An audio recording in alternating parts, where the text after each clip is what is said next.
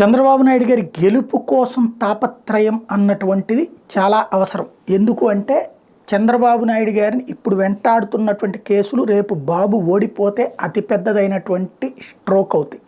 ఇందులో జగన్ని వెంటాడి వేటాడి జైల్లో పెట్టించి తన రాజకీయ భవిష్యత్తును శూన్యం చేయడానికి చంద్రబాబు నాయుడు కాంగ్రెస్తో కలిసి వేసిన స్కెచ్చే గతంలో అతని మీద పెట్టినటువంటి కేసులు. దానికి ప్రతీకారమే ఈ కేసులు. అప్పుడు దాంట్లో సాక్ష్యాలు లేకపోయినా కేసులు పెట్టారు.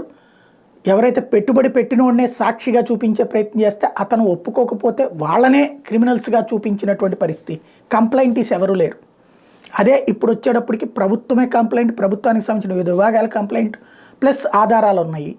ప్రతిదానికి ఆధారం ఉంది. ఒకవైపున రోడ్డు వేస్తామని చెప్పి అకస్మాత్తుగా రోడ్డుని యువతలకు మార్చడం ఖచ్చితంగా ఆధారమే. చట్టబద్ధమైనటువంటి నేరం అది. అది రేపు పొద్దున్న తేలాల్సింది. అట్లాగే ఫైబర్ గ్రిడ్ లేకపోతే స్కిల్ డెవలప్మెంట్ ప్రతి దాంట్లో కూడా ప్రాథమిక ఆధారాలు ఉన్నాయి. కేసులు ఫైనల్గా వెళ్తే రోజుల తరబడి కోర్టుల చుట్టూ తిరగాల్సి ఉంటుంది. శిక్షలు పడే అవకాశాలు కూడా 2-3 కేసుల్లో ఉన్నాయి. ఇసుక కేసులో ఛాయిస్ ఉంటుంది, స్కిల్ డెవలప్మెంట్ కేసులో ఉంటుంది, ఫైబర్ గ్రిడ్ కేసులో ఉంటుంది. మిగతా కేసుల్లో వచ్చేటప్పటికి మద్యం ఇట్లాంటి వాటిట్లో మాకున్న అధికారాల ప్రకారం చేసామంటూ ఏదో కవర్ చేసుకోవచ్చు. బట్ అవి కూడా కరప్షనే.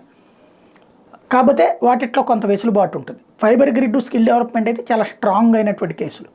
ఈ నేపథ్యంలో బాబు గెలిస్తే కేసులన్నీ పక్కకి వెళ్ళిపోతాయి. బాబు ఓడితే తర్వాతన కోర్టుల చుట్టూ, పోలీస్ స్టేషన్ల చుట్టూ, జైళ్ళ చుట్టూ తిరగాల్సి ఉంటుంది. అందుకోసమే ఆయన ఖచ్చితంగా గెలవాలనుకుంటున్నది.